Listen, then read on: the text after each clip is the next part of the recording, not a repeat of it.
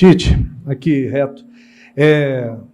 O Milionários apresentou um bom jogo no primeiro tempo. Eles por pouco não fizeram gol, né? Teve bola na trave e tudo.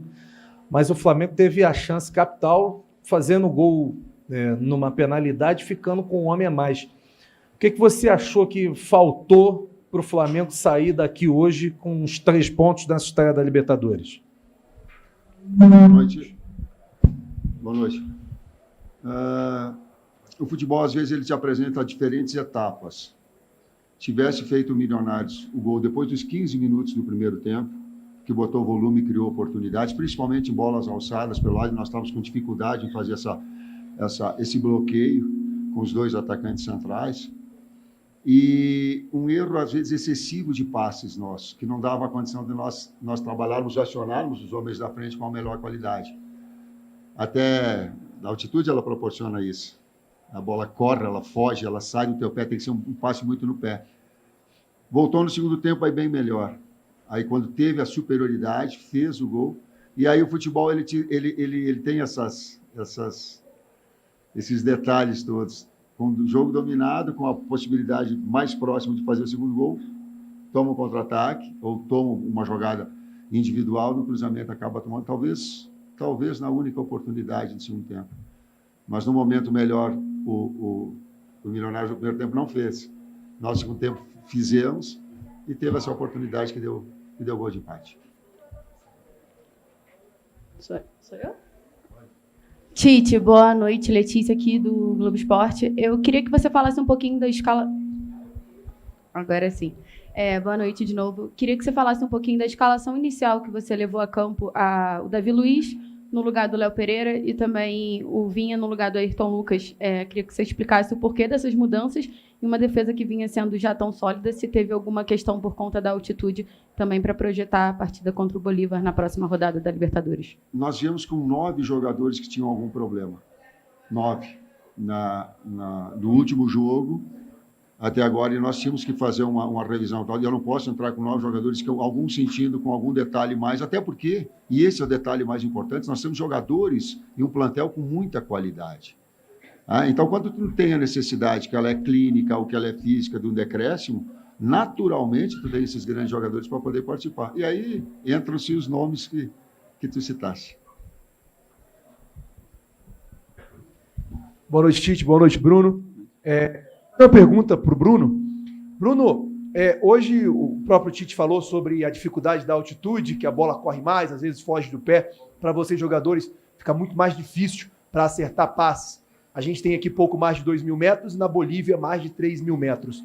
Esse jogo, da maneira que foi, o resultado a gente abrindo o placar e depois acabando tomando empate, fica uma lição para o jogo contra o Bolívar, na Bolívia, quando o Flamengo vai enfrentar uma altitude ainda maior e provavelmente uma dificuldade ainda maior por conta disso?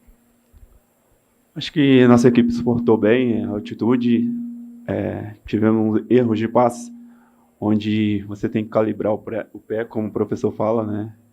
E acabou onde a gente, em diversas vezes, errou o passe pela altitude, mas serve de lição, porque lá é bem maior e a gente tem que estar mais calibrado no pé, na frente, atrás, para a gente poder fazer um grande jogo lá e sair com a vitória. Tite, quem acompanha a sua carreira sabe que em momentos assim, quando o resultado no fim da partida não é exatamente o que parecia ser o que iria acontecer e o que vocês desejavam, você sempre tenta tirar algo de positivo do que aconteceu em campo. Hoje, o que seria de positivo para a evolução desse time na sequência da temporada? Primeiro, trabalhar com a verdade, né? Não adianta querer esconder essas situações. Então, eu procuro ser bastante realista nesse aspecto. E tive a condição de colocar de que no primeiro tempo, depois dos 15 primeiros minutos, a equipe esteve abaixo do seu padrão normal. Né? Por N fatores, mas ela esteve abaixo. Então, ela tem essa condição. Ela voltou bem melhor. Ela voltou bem melhor, fez o gol e merecidamente fez o gol. E botou um volume muito grande. Botou um número de oportunidades, corrigiu aquilo que tinha de deficiência e botou um volume muito grande.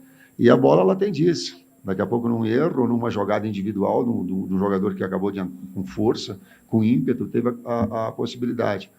Mas ela tem, sim, aspectos de aprendizado, de evolução, de saber que, por vezes, tu tem que ter um passe mais curto, né, para que tu mantenha uma posse de bola como calibrar melhor essa situação, e que são processos da equipe de evolução também.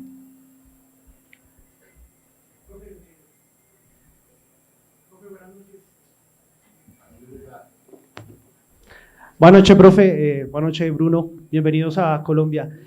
Profe, opinión de Millonarios. ¿Qué opinión le deja a este Millonarios que en el primer tiempo tuvo varias oportunidades para adelantarse? Y Bruno, el tema de la altura. ¿Cómo sintieron el tema de la altura a lo largo de los 90 minutos? Sobre todo usted que hizo un gran despliegue físico a lo largo del partido. Gracias, obrigado.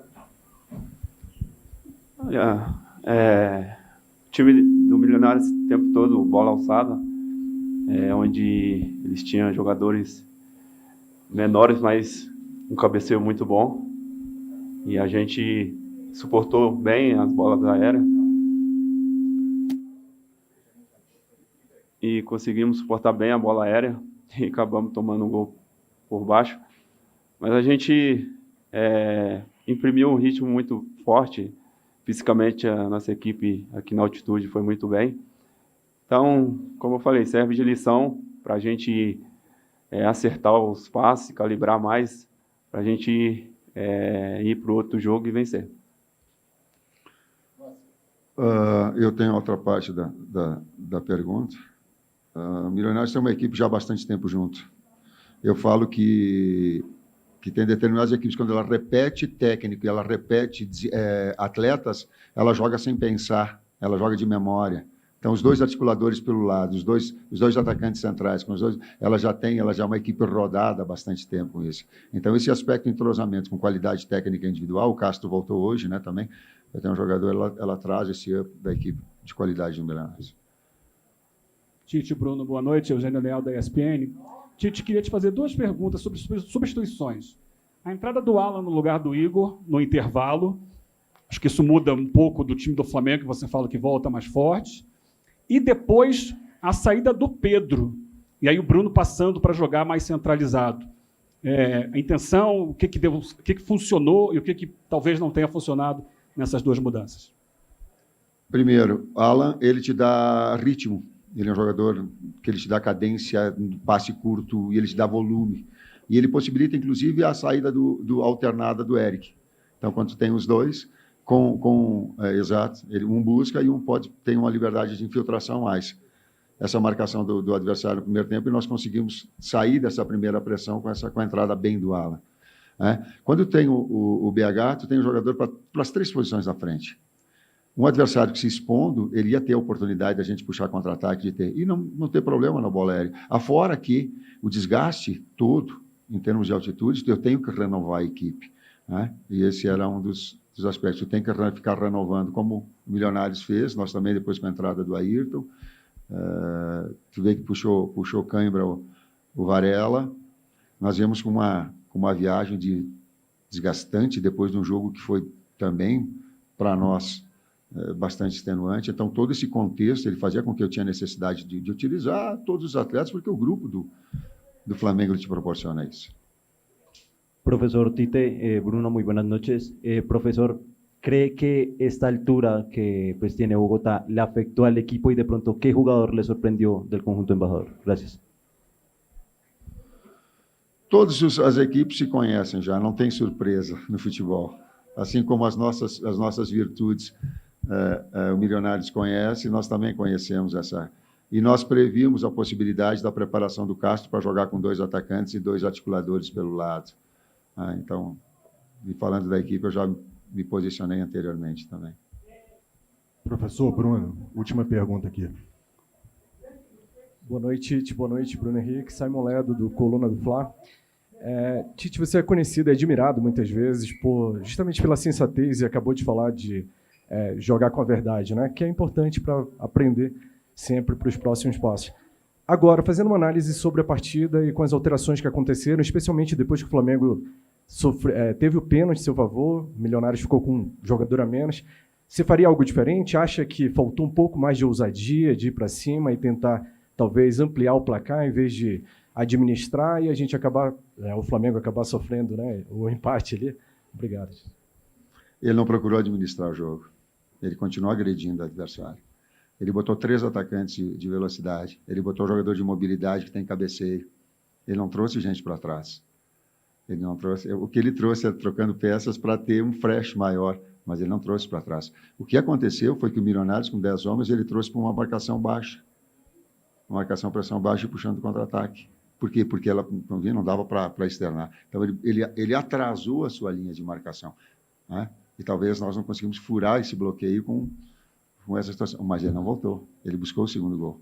Talvez, se ele quisesse ficar todo mundo atrás e não sair, talvez ele saísse com a vitória. Mas não é característica dele. E nem minha. Isso é uma situação de covardia. Tu está com o jogador mesmo. Não tem equilíbrio.